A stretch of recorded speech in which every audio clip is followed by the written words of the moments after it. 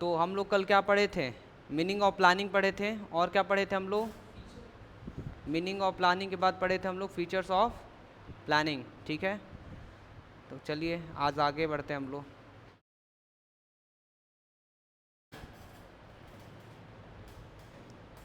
तो आज क्या पढ़ेंगे हम लोग बताइए, क्या पढ़ेंगे आज हम लोग? हाँ, लिमिटेशंस ऑफ प्लानिंग। चलिए, आप लोग को हम बता दें कि सीबीएसई बोर्ड आपको केस स्टडी देगा। क्या देगा? Case study. ठीक है ना? तो केस स्टडी देगा तो आप लोगों को क्या करना है? वो केस स्टडी को करना है। ठीक है, तो आप लोग के सामने ये दिख रहा है केस स्टडी। थर्ड वाला पढ़िए तो क्या लिखा हुआ है? Anupam joins as a sales manager of a company. क्या लिखा हुआ है?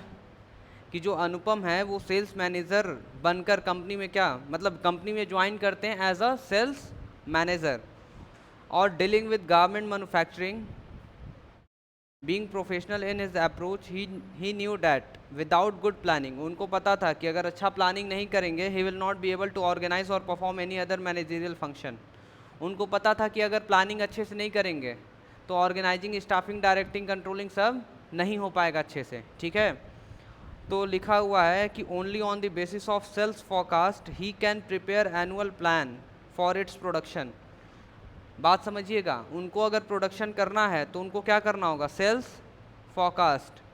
अब ये सेल्स फोरकास्ट आप लोग याद करिएगा। फोरकास्ट का मतलब कि फ्यूचर में क्या होने वाला है पहले से पता लगाना।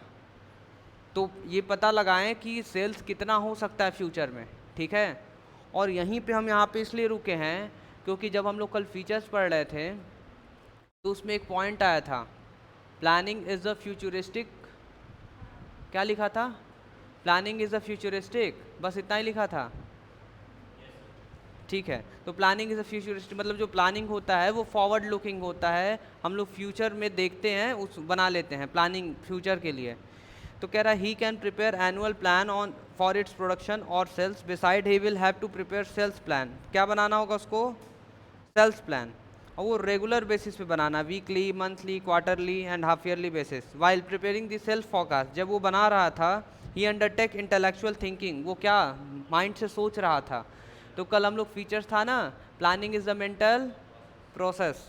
ठीक है, तो यहाँ पे जो लिखा है कि मेंटल थिंकिंग किया जा रहा था और उसमें क्या इन्वॉल्व था? Foresight, visualization rather than guess work. उसमें गेस नहीं करना था, उसमें दिमाग से सोचना था, डिसीजन लेना था। समझ आया? He has to make sure that all this planning activity coincide with the purpose for which business is being carried out. तो उनको ना एकदम श्योर होना था कि जो भी प्लानिंग कर रहे हैं, ठीक है, प्लानिंग और पर्पस सब कुछ हमारा क्या रहे, अच्छे से चले, सब कुछ सही रहे। तो अब इसमें देखिए कह रहा है in the context of above case, जो भी आप ऊपर पढ़े हैं, तो पढ़ने के बाद आपको जितना भी समझ आया है तो उससे आप एक ना आइडेंटिफाई करिए the various features of planning highlighted in the above para by quoting line from it. आप ना लाइन को उठाइए, लाइन को कोट करिए और उस लाइन को उठा उठा कर लिख लिख कर बताइए कि प्लानिंग यहाँ पे इसका मतलब प्लानिंग ये है, यहाँ पे इसका मतलब प्लानिंग वो है। तो बताइए कहाँ से आप लोग उठाना चाहेंगे? इसमें वहाँ से लिखा है, पहले तो हम लोग लिख देंगे कि प्लानिंग इज़ अ फ्यूचरिस्टिक। क्यों प्लानिंग इज़ द फ्यूचरिस्टिक? क्योंकि यहाँ पे अब वो अगर लाइन उठाना होगा तो हम बता रहे हैं, वो समझिएगा। ये देखिए, only on the basis of self forecast, ये लिखा था सेल्फ फोरकास्ट। इसको, इस लाइन को उठाकर आप क्या कर लेंगे? इस लाइन को लिख देंगे कि प्लानिंग इज अ फ्यूचरिस्टिक, पहला। दूसरा हो सकता है आपका कि ही अंडरटेक इंटेलेक्चुअल थिंकिंग। इस लाइन को लिखकर क्या लिखेंगे? हाँ, कि planning is a mental process. और आगे क्या लिखा हुआ है? बस यही दो तो मिला, यही दो मिला ना? और कुछ मिल रहा आप लोगों को तो बताइए, कुछ मिला और? नहीं मिला ना? ऐसा तो नहीं ना कहीं लिखा था कि जो प्लानिंग होता है वो एक फंक्शन अगर प्लानिंग नहीं करेंगे तो कुछ नहीं होगा। आइए देख लेते हैं। टोटल 7 जो था उसको देख लेते हैं। प्लानिंग जो होता है कंट्रीब्यूट करता है ऑब्जेक्टिव में, प्राइमरी फंक्शन होता है, परवेसिव होता है, फ्यूचरिस्टिक्स होता है, कॉन्टिन्यूस होता है, डिसीजन मेकिंग और मेंटल एक्सरसाइज। आप ना डिसीजन मेकिंग वाला भी लिख सकते हैं। क्या लिख सकते हैं? Decision making. देखिए यहाँ पे लिखा है ना, he has to make sure that all this planning activity coincide with the purpose for which business is being carried out. मतलब कि जो भी आप प्लानिंग कर रहे हैं वो प्लानिंग किससे रिलेट कर रहा है, कि आपको ऑब्जेक्टिव चाहिए। ये लाइन पे वो भी लिख सकते हैं आप कि प्लानिंग कॉन्ट्रीब्यूट टू ऑब्जेक्टिव। मतलब लगभग 3 हम लोग ओपन ढूंढ लिए 3। अब लिखा है यहाँ पे पेज नंबर 195। क्या लिखा है? Page number 195। तो अब हम पेज नंबर 195 पे जाएं और 195 पे जाकर देखें कि क्या है, कैसे है। 194 तक आ गए हैं, 195 रहा आपके सामने, तो देख लीजिए इस पे लिखा हुआ है। तो कुछ कुछ हम लोग का छूट भी गया था। कह रहा है कि planning is a primary function. लिखा है he knew that without planning function. ऐसे था ना कि वो जानता था कि अगर प्लानिंग नहीं करेंगे तो कुछ नहीं होगा। मतलब देखिए ये हम लोग नहीं ध्यान दे पा रहे थे। कौन सा? प्लानिंग जो है प्राइमरी फंक्शन, इसको भी लिखना है। दूसरा प्लानिंग इज अ कॉन्टिन्यूअस। क्यों लिखना है इसको? क्योंकि एक लाइन लिखा था, beside he will have to prepare half yearly plan. आ रहा समझ में? उसको half yearly, annual, quarterly, monthly, वो उसको बार बार प्लान करना है। तो ये क्या दिखाता है? ये दिखाता है कि प्लानिंग क्या है? Continuous process. क्लियर है? और देखिए थर्ड में क्या लिखा है? Planning is a mental exercise. हम लोग बोल रहे थे ना इंटेलेक्चुअल थिंकिंग, ये आपको पूरा लाइन लिखना होगा कि इंटेलेक्चुअल थिंकिंग यहाँ से सोच के लिखना है, गेस वर्क से नहीं करना है। ठीक है? और 4 में क्या लिखा है कि planning focuses on achieving objective all this planning activities purpose for which business. देखिए लास्ट लाइन दिखा के क्या बोले थे आप लोगों को? हम लास्ट लाइन दिखा के बोले थे ना, क्या बोले थे? कि प्लानिंग कॉन्ट्रीब्यूट टू ऑब्जेक्टिव, कि जो प्लानिंग होता है वो किसको पूरा करता है? ऑब्जेक्टिव को हेल्प करता है, कंट्रीब्यूट करता है। और ये वाला तो हम लोग पढ़े ही थे, फ्यूचरिस्टिक हम लोग बात कर ही रहे थे और लिखे भी थे कि आपको देखिए ये लाइन लिखना होगा, on the basis of self forecast he can prepare annual plan. मतलब पहले सेल्फ फोरकास्ट करेगा। सेल्फ फोरकास्ट का मतलब कि फ्यूचर में कितना सेल्स हो सकता है। फोरकास्ट का मतलब होता है पता लगाना। फोरकास्ट का मतलब कि आप लगभग पता लगाना कि फ्यूचर में कितनी सेल हो सकती है, तो उसको हम क्या बोलेंगे? Planning is a futuristic. Clear है आप सभी को? फाइन। चलिए, तो आप सभी को हम बताना चाहते हैं लगभग 5 से 6 मिनट में हम लोग सीखें कि केस स्टडी को कैसे डील करना है। ठीक है? तो जितना ज़्यादा आप लोग पॉइंट्स याद रखेंगे और उस पॉइंट्स में क्या बोल रहा है अगर ये याद रहेगा तो समझ लीजिए किसी भी टाइप का प्रॉब्लम आपको नहीं होगा। तो गाइस हम लोग आज आगे बढ़ रहे हैं किधर, किसकी तरफ? इम्पोर्टेंस ऑफ या सिग्निफिकेंस ऑफ प्लानिंग। ठीक है? तो आइए हम लोग स्टार्ट करते हैं सिग्निफिकेंस ऑफ प्लानिंग।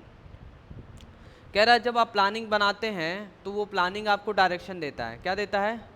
डायरेक्शन। जैसे एग्जाम्पल, अगर आप लोग 98% सोच रखे हैं कि प्लानिंग बना लिए कि हमको 98% पाना है, ठीक है?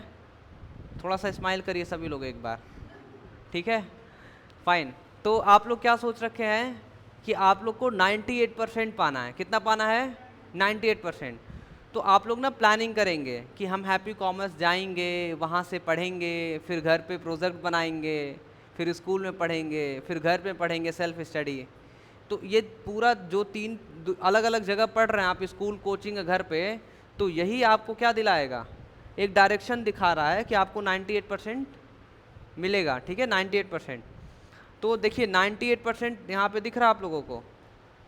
नहीं दिख रहा है, ब्लैक पेन यूज़ करना पड़ेगा। अब देखिए 98% दिख रहा है आप लोगों को। और देखिए आप लोग यहाँ से ऐसे ऐसे दौड़ते दौड़ते जाएंगे और गाना गाएंगे, लक्ष्य को हर हाल में पाना है। ठीक है? रोके तुझको आंधिया। समझ आया? बस अब इतनी तेजी से आप लोग जा रहे हैं और यहाँ पे दिख रहा है क्या लिखा है? 0 किलोमीटर। मतलब आप पहुँच चुके हैं 98% के पास। ठीक है? तो आप लोग खुश हो जाइए कि 98% के पास आप लोग पहुँच चुके हैं। तो ओवरऑल आप समझ आ गया कि अगर आप प्लानिंग करते हैं तो प्लानिंग आपको डायरेक्शन देता है। अब बात समझिएगा, 98% पाना है ये एक अलग बात हुई, पर 98% पाने के लिए जो आप प्लानिंग बना रहे हैं वो एक बहुत अलग बात है। 98% पाना है तो नहीं मिलेगा, पर 98% पाने के लिए जो प्लानिंग कर रहे हैं तब मिल जाएगा। अब ऐसा नहीं कि सर प्लानिंग करने से मिल जाएगा तो ठीक है प्लानिंग करके छोड़ दे रहे हैं, मेहनत नहीं करेंगे, स्कूल नहीं जाएंगे, कोचिंग नहीं जाएंगे, छोड़ दे रहे हैं। नहीं नहीं नहीं नहीं, प्लानिंग करने के बाद आगे उसका मैनेजमेंट अच्छे से कर लीजिएगा, मतलब ऑर्गेनाइज करिएगा कि कॉपी बुक परचेस कर लेना है, पढ़ना है, स्कूल जाना है, ठीक है, वो सब चीज़ें। तो आप लोग कह रहे हैं सर समझ आया कि प्लानिंग जो होता है एक डायरेक्शन दे देता है कि आप इस डायरेक्शन में काम करिए, काम करेंगे तो आप वहाँ तक जो चाहिए आपको मिल जाएगा। क्लियर है कि नहीं क्लियर है बताइए, है ना क्लियर? अब आपको हम बोलेंगे कि आपको दूसरे शहर जाना है, तो आप पूछेंगे ना सर कौन से शहर जाना है, हम कहे दूसरे शहर जाना है। अरे सर कौन से शहर जाना है? हम कहे चले जाइए वाराणसी सिटी, बनारस चले जाइए। तो फिर पता चल गया कि यहाँ से निकलना सीधे रोड है, एकदम हाईवे पकड़ के निकल जाएंगे बनारस। क्लियर है, समझ आया? अब वही अभी जमनिया तो दूसरा रोड हो जाएगा, जंगीपुर का अलग रोड हो जाएगा। क्लियर है, ठीक है, समझ आया? All is well. बलिया जाना होगा तो अलग है, मऊ जाना होगा तो दूसरा रोड, गोरखपुर जाना होगा तो दूसरा रोड। तो व्हाट इज़ योर ऑब्जेक्टिव, जो भी आपका ऑब्जेक्टिव होगा उसके हिसाब से प्लानिंग बनेगा, ठीक है ना? समझ आया? तो डायरेक्शन कौन देता है? प्लानिंग। जब आप प्लानिंग कर लेते हैं तो डायरेक्शन मिल जाता है। समझ आया? क्लियर है? फाइन। जब भी आप ये प्राइवेट बस से जाएं या सरकारी बस से जाएं, मतलब रोडवेज, प्राइवेट बस या रोडवेज, तो जब आप प्राइवेट बस से जाएंगे तो वो अंदर अंदर से जाता है और लेट करके जाएगा, और जब रोडवेज से जाएंगे तो डायरेक्ट हाईवे से जाता है। तो अब सोचिए, रोडवेज वाले का अलग प्लानिंग है कि हमको सीधे हाईवे से जाना है। जो रोडवेज वाले बस से जाएंगे बनारस साहब, तो वो सीधा आपको क्या कहते हैं कि वाराणसी जंक्शन के सामने रोकेगा। समझ आ रहा है? जो उसकी बस स्टैंड है वहाँ पे रोकेगा रोडवेज वाला। पर अगर आप जाएंगे प्राइवेट बस से तो आशापुर उतार देगा आपको, आशापुर आशापुर बेचू बेचू करके उतार देगा। तो समझ पाइए कि वो प्लानिंग कर रखे हैं पहले से कि कहाँ जाना है और किधर रोकना है, तो डायरेक्शन मिल गया उनको। चलिए, तो समझ आ गया। Planning is planning provides direction. दूसरा क्या लिखा है? Planning reduces the risk of uncertainty. आने वाले समय में आप लोग को कुछ नहीं पता क्या होगा, बट अगर प्लानिंग कर लेंगे तो कुछ तो अच्छा होगा। बताइए, अगर आप ना पढ़ें तो आने वाले समय में क्या होगा पता है? ठीक है, बट अगर पढ़ रहे हैं पर बहुत अच्छे से नहीं पढ़ रहे हैं, तब भी अनिश्चित है कि कुछ भी हो सकता है। देखिए, पढ़ रहे हैं पर बहुत अच्छे से नहीं पढ़ रहे, बिना प्लानिंग का पढ़ रहे हैं, कुछ नहीं, तो अनिश्चित है, अनसर्टेनिटी है। क्या है आपका? अनसर्टेनिटी। बट उसके बाद आप समझिए, ये देखिए अनसर्टेनिटी है, ठीक है, पर जो ये जो रिस्क ऑफ अनसर्टेनिटी है कि कुछ भी हो सकता है आपके साथ, बट अगर प्लानिंग करके आप अच्छे से कोई काम कर रहे हैं तो ये जो रिस्क है बहुत हद तक कम हो जाएगा। एग्जाम्पल दे रहे, समझिएगा, बस वही पढ़ाई से ही रिलेटेड देंगे, नहीं तो अगर बिजनेस से रिलेटेड जाए तो वो भी दे देंगे, आप लोग समझिए, ठीक है? देखिए, आप लोग हैं, आप सभी के साथ, आप बिजनेस कर रहे हैं या पढ़ रहे हैं, हर जगह प्रॉब्लम ही प्रॉब्लम है। कोई भी चीज़ निश्चित नहीं कि ऐसा ही होना है, कभी भी कुछ भी हो सकता है, इसमें कोई दो राय नहीं है। क्यों? क्योंकि आप भी एक समय पढ़ रहे थे, 9th में थे, 10th में थे, कोविड-19 आया कोविड-19, हो गया ना अनसर्टेनिटी, सब इधर का उधर हो गया। समझ आया? अब आप बात समझिए, स्कूल जाके पढ़, आप क्या सोचे थे स्कूल जाके पढ़ेंगे 98% पाएंगे क्लास 9th में 8th में। अब जब स्कूल ही बंद हो गया, क्लास ही नहीं चल रहा है, तो फिर क्या होगा? बट फिर भी प्लानिंग किया गया स्कूल की तरफ से, ऑनलाइन क्लासेस प्रोवाइड किया जाएगा। आप भी प्लानिंग की कि ऑनलाइन क्लासेस से पढ़कर हम 98% लाएंगे। तो बहुत हद तक जो रिस्क आया था आपके सामने कि अब कैसे होगा, अब तो कोविड-19 आ गया, क्लास कैसे चलेगा, क्लास कैसे लेंगे, तो वो कैसे सॉल्व हुआ? एक प्लानिंग किया गया स्कूल की तरफ से, ऑनलाइन क्लासेस दिया जाएगा। आप लोग भी प्लानिंग कर लिए कि ऑनलाइन क्लासेस हम पढ़ेंगे, पढ़कर उससे % लाएंगे। तो जब जब आप प्लानिंग करेंगे, आपका जो रिस्क है वो कम हो जाएगा। क्लियर है? अब आइए थोड़ा सा बिजनेस में, किस में आ जाए हम लोग? बिजनेस में। अब कोविड-19 आया, सारे दुकान बंद हो गए, ठीक है, बट स्टार्टिंग में अमेज़ॉन फ्लिपकार्ट चल रहा था, अब आप लोग सामान खरीद के बैठे हुए हैं, सिर्फ बेचते थे अगल बगल, जब देखिए कोविड-19 आ गया तो फिर प्लानिंग क्यों ऑनलाइन बेचेंगे। और जितना रिस्क था कि आपका सामान नहीं बिकेगा, पर जब आप प्लानिंग कर लिए कि हम ऑनलाइन बेचेंगे, तो जब तक अमेज़ॉन फ्लिपकार्ट चल रहा था तब तक तो बिका। तो क्या हो गया, प्लानिंग करने से बहुत हद तक रिस्क आपका कम हो गया। क्लियर है, समझ आ रहा है आप सभी को? बताइए। चलिए तो आगे बढ़े हम लोग। थर्ड में क्या लिखा हुआ है, planning reduces overlapping and wasteful activities.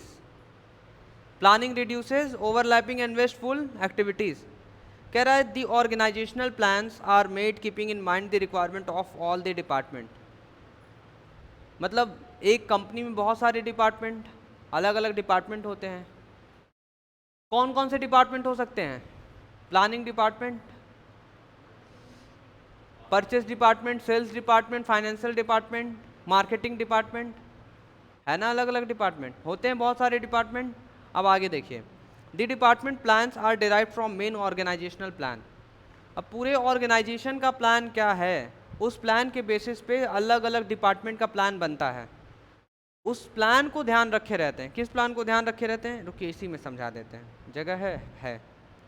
देखिए, पूरे ऑर्गेनाइजेशन का प्लानिंग एक है, ठीक है। अब उसके बाद ये अलग अलग क्या है, डिपार्टमेंट है। तो जो भी डिपार्टमेंट अपना प्लानिंग करेगा वो किसको ध्यान में रखा रहेगा कि पूरे ऑर्गेनाइजेशन का प्लानिंग क्या है, तो उस हिसाब से ये लोग अपना अपना प्लानिंग करेंगे। ये बात सही है कि नहीं, है ना सही? तो बस वही बोल रहा है। तो जब भी आप पहले से ऑब्जेक्टिव को ध्यान दे रहे हैं कि पूरे ऑर्गेनाइजेशन का ऑब्जेक्टिव क्या है और उसके हिसाब से क्या बना रहे हैं, आप लोग प्लान कर रहे हैं, तो जब अलग अलग डिपार्टमेंट प्लान कर लेगा तो एक ही काम दोबारा नहीं हो सकता, क्योंकि प्लानिंग कर लिया है ना। अलग अलग डिपार्टमेंट अपने अपने काम को सिर्फ एक ही बार करेगी। ओवरलैपिंग का मतलब क्या होता है कि एक ही काम को बार बार नहीं होना। ओवरलैपिंग का मतलब क्या होगा कि एक ही काम को बार बार नहीं किया जाएगा, या एक ही काम बार बार गलती से भी नहीं होगा। समझ आया? अब आप ये बताइए कि अगर प्लानिंग नहीं करते, डिपार्टमेंट नहीं बनाते, कुछ ऑब्जेक्टिव डिपार्टमेंट का नहीं बनता, तो बहुत सारी चीज़ें वेस्ट होती कि नहीं होती? पता चला एक पर्सन एक वो काम को कर चुका है, पर दूसरा पर्सन वही काम को भी कर रहा है, और फिर जब पता चला तो बोला जा रहा है तुम नुकसान करा दिए। क्लियर है, तुम नुकसान करा दिए। तो प्लानिंग करने से बहुत हद तक क्या होता है, बहुत हद तक क्या होता ही नहीं है, आपका कोई भी रिसोर्स वेस्ट नहीं होगा। कोई भी रिसोर्स वेस्ट नहीं होगा, मतलब कोई भी एक्टिविटी आपका वेस्ट नहीं होगा, मतलब कोई भी काम करेंगे तो वेस्ट नहीं होगा, वो सही डायरेक्शन में काम होगा। क्लियर है? चलिए आगे बढ़े हम लोग। तो प्लानिंग करने से क्या होता है, ओवरलैपिंग कम होता है और वेस्टफुल एक्टिविटीज़ कम होता है। आगे बढ़े, बताइए। Planning promotes innovative ideas. क्या लिखा है? Planning promotes innovative ideas. जब भी आप प्लानिंग करते हैं तो सोच विचार करेंगे, अपने माइंड से सोचेंगे ना, इंटेलेक्चुअल। बताइए, मतलब मेंटल पागल लोग प्लानिंग करते हैं, ठीक है? नहीं, मतलब इंटेलेक्चुअल का मतलब क्या हुआ कि आपको माइंड से सोचना होगा। कहाँ से सोचना होगा? माइंड से। और जब भी आप माइंड से सोचेंगे तो नया नया क्रिएटिविटी आएगा कि प्लानिंग में ये कर देते हैं, प्लानिंग में वो कर देते हैं, इस काम को हम लोग ऐसे करेंगे, इस काम को हम लोग वैसे करेंगे। तो जब भी आप प्लानिंग करते हैं तो उसमें नया नया आइडिया आता है। तो इनोवेटिव का मतलब क्या होता है? नया नया। इनोवेटिव का मतलब नया नया, तो क्या होगा वो? Innovative ideas. ठीक है, चलिए आगे बढ़ते हैं हम लोग। 5 में क्या लिखा हुआ है? 5 में लिखा है कि प्लानिंग फैसिलिटेट्स डिसीजन मेकिंग। ये तो कल हम ही लोग पढ़ रहे थे फीचर्स में। तो जो फीचर्स में दिया था कि प्लानिंग जब आप करते हैं तो उसमें डिसीजन लेना होता है। क्या करना होता है?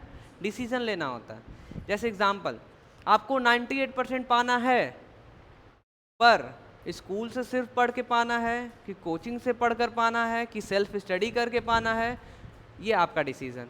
तो डिसीजन लेना होगा ना, समझ आया? तो वो डिसीजन लेना होता है।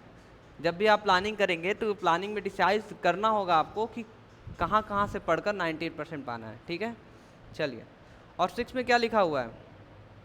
Planning establishes standard for controlling. ये कल बताए थे क्या आप लोगों को? नहीं बताए थे? आप प्लानिंग कर लिए 98%, सिलेबस कम कंप्लीट करना था नवंबर तक, बताए थे ना? प्लानिंग क्या किया आप लोग? छोड़िए, हटाइए, दूसरा ले लीजिए। यहाँ पे ये देखिए, यहाँ पे बना हुआ है 100 यूनिट ऑफ कंप्यूटर क्या करना था? प्रोडक्शन करना था। कितने महीने में? 1 महीने में। कितने महीने में? बट हुआ क्या कि आप जब 20 दिन बाकी था तो कितना कंप्लीट किए थे? सिर्फ 50। पर प्लानिंग कितना किए थे?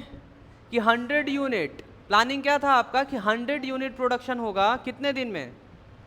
1 महीने में, ठीक है। बट जब 20 दिन चला गया तो कितना प्रोडक्शन हुआ? और जब आप कंपैरिजन किए तो डिफरेंस कितने का आया? वेरिएशन डिफरेंस कितने का आया? कि 50 है, 50 प्रोडक्शन करना है कितने दिन में? सोचिए।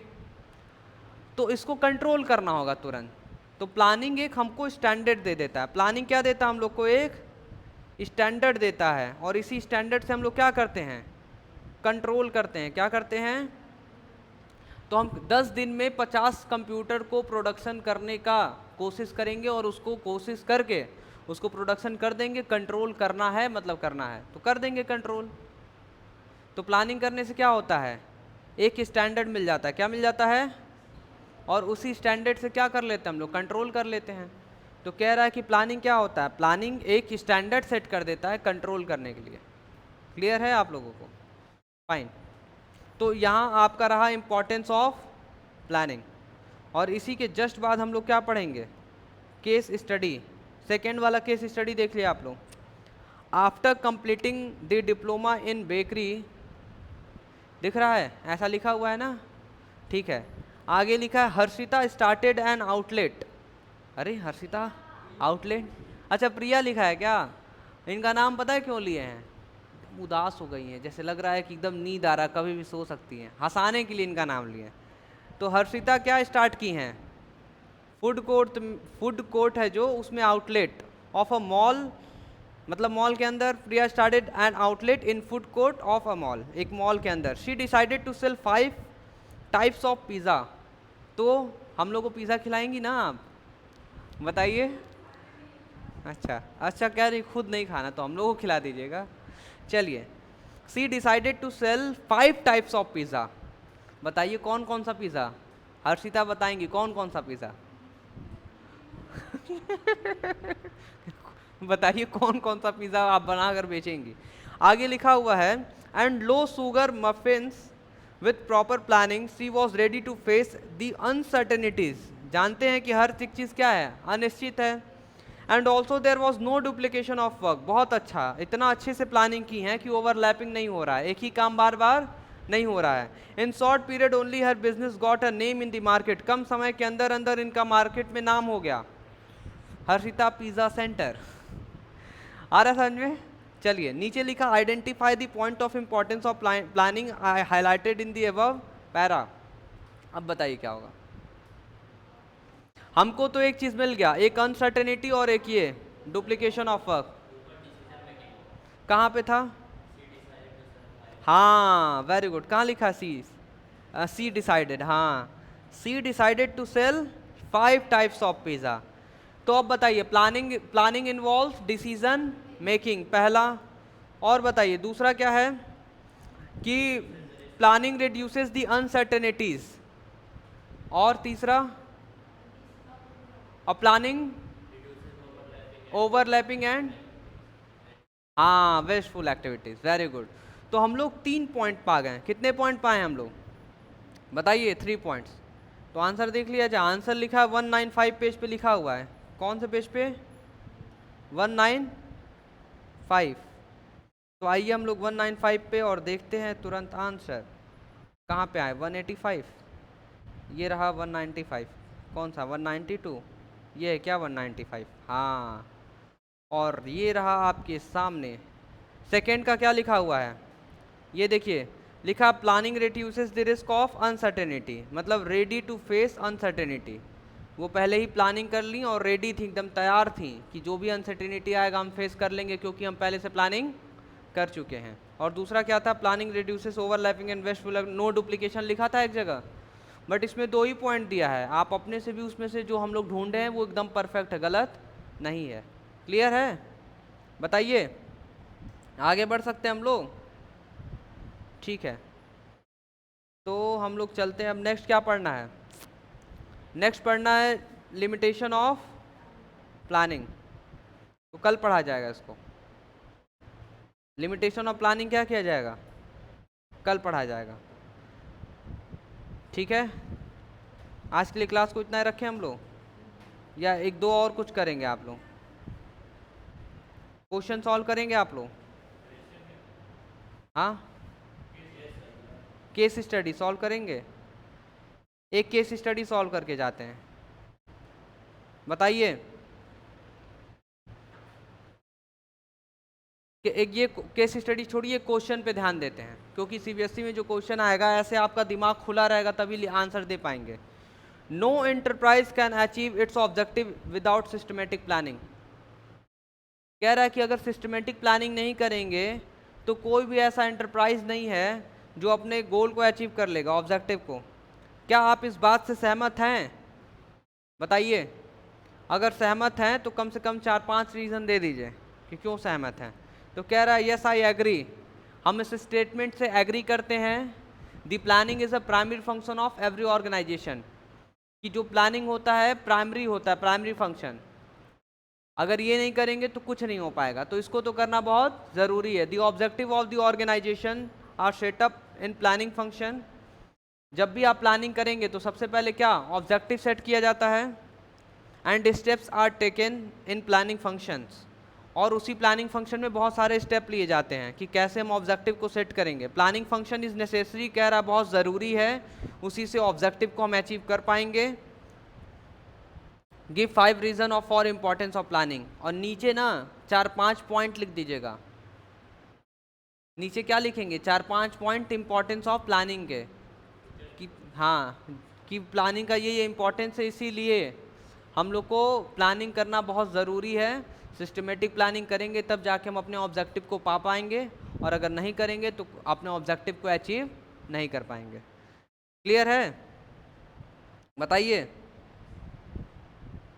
चलिए बस आज के लिए इतना ही रखते हैं, पर पूरा पढ़ लेंगे तब तो हम लोग सॉल्व कर पाएंगे, पूरा पढ़े नहीं ना है। चलिए आज के लिए क्लास इतना ही, थैंक यू सो मच। बताइए।